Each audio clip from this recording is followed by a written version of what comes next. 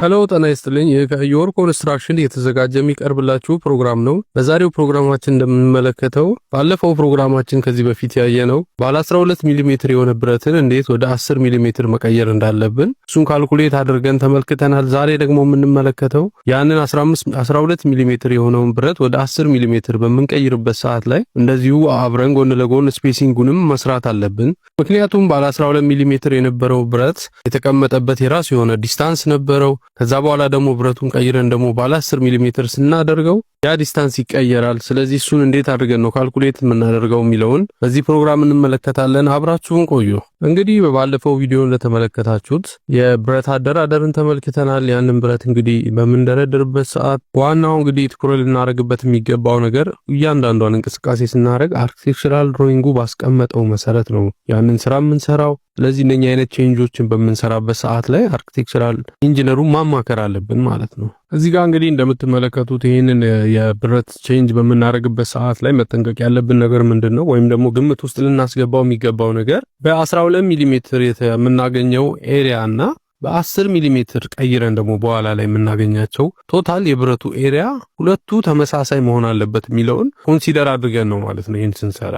እዚህ ጋር እንግዲህ ጊቭን የወሰድነው አለ የመጀመሪያውን ነባር የነበረውን ዲስታንስ S1 ብለናል። ያ ደግሞ መጀመሪያ የነበረው ዲስታንስ ነው። ቀጥለን ደግሞ እንደዚህ D1 ያልነው መጀመሪያ የነበረው ዲያሜትር ኦፍ ባር ነው ማለት ነው። ቀጥለን እንደዚሁ S2 እንላለን። አሁን ሁለተኛ ላይ በአዲስ የምንቀይረው ዲስታንስ ነው ወይም ደግሞ ካልኩሌት አድርገን የምናገኘው ዲስታንስ ነው። እንደዚሁ ደግሞ D2 እንወስዳለን። D2 ደግሞ በአዲስ የምናገኘው የባር ሳይዝ ነው ማለት ነው። እንግዲህ ከዚህ አንፃር አሁን በዚህ ፎርሙላ ተጠቅመን ነው ካልኩሌት የምናደርገው። S2 እኩል ይሆናል S1 ታይምስ D2 ሲካፈል D1 the whole square እናደርጋለን።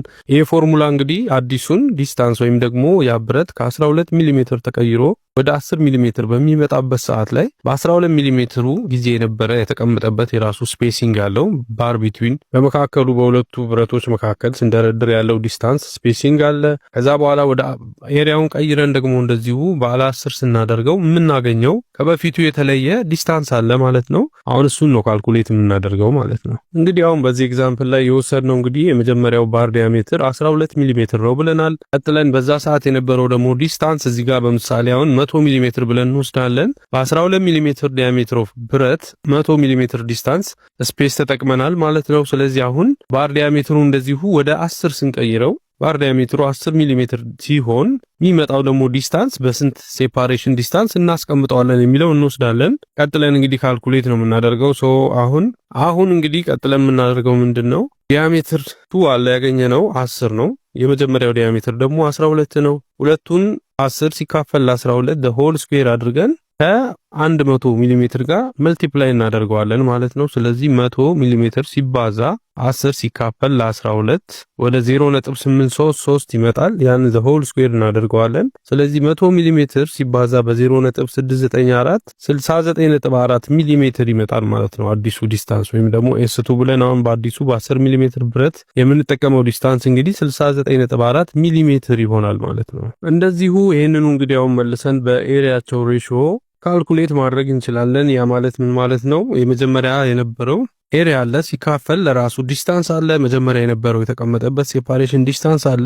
ስለዚህ ምን እናደርጋለን? ኤሪያ ኦፍ 12 ሚሜ ዲያሜትር ባር ሲካፈል ዲስታንስ ኦፍ 12 ሚሜ ባር እናደርጋለን እኩል ይሆናል ኤሪያ ኦፍ 10 ሚሜ ባር ሲካፈል ዲስታንስ ኦፍ 10 ሚሜ ባር እናደርጋለን ማለት ነው። ስለዚህ ከዚህ አንፃር አሁን የምንፈልገው 10 ሚሜ ዲስታንሱ ነው። ስለዚህ ዲስታንስ ኦፍ 10 ሚሜ ባር እኩል ይሆናል ዲስታንስ ኦፍ 12 ሚሜ ባር ሲባዛ ኤሪያ ኦፍ 10 ሚሜ ባር ሲካፈል ኤሪያ ኦፍ 12 ሚሜ ባር እናደርጋለን። ስለዚህ የነበረው ወይም ደግሞ መጀመሪያ የነበረው ዲስታንስ የ12 ሚሜ ባሩ 100 ነው። 100 ሚሜ ሲባዛ 25 ፓይ ሚሊሜትር ስኩዌር ሲካፈል ለ36 ፓይ ሚሊሜትር ስኩዌር ይሆናል ማለት ነው።